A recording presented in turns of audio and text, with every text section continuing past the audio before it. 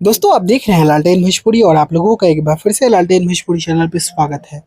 दोस्तों आज सुबह में खेसारी लाल यादव का बेहद ही खूबसूरत गाना रिलीज हुआ है सुर म्यूजिक से। पुराना शूट हुआ था लेकिन गाना बहुत ही तगड़ा है और आप लोग सुनेंगे, आप लोगों को पसंद आएगा। और ये बजने वाला गाना है, कृष्णा बेदर्जी जी ने इस गाने को बहुत ही खूबसूरत तरीके से लिखा है और खेसारी लाल यादव ने बड़ा मन से डांस किया है इस गाने के वीडियो में। आप लोग देखे होंगे तो आप लोगों को पता चला होगा कि जनरली इतना मन से खेसारी लाल यादव हर गाने में नहीं डांस करते हैं जिस जिस मन से इस गाने में डांस किए हैं। मतलब हर एक स्टेप बहुत खूबसूरत है।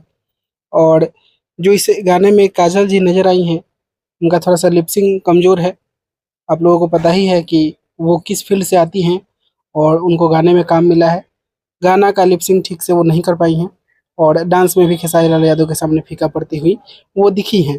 लेकिन खैर चलिए आप लोग सुनिए। और आज कोलकाता में रोड शो भी है तो उसके लिए भी आप लोग तैयार रहिएगा। बस शुरू होने वाला ही है, 1 घंटे में रोड शो, सब कुछ तैयार है।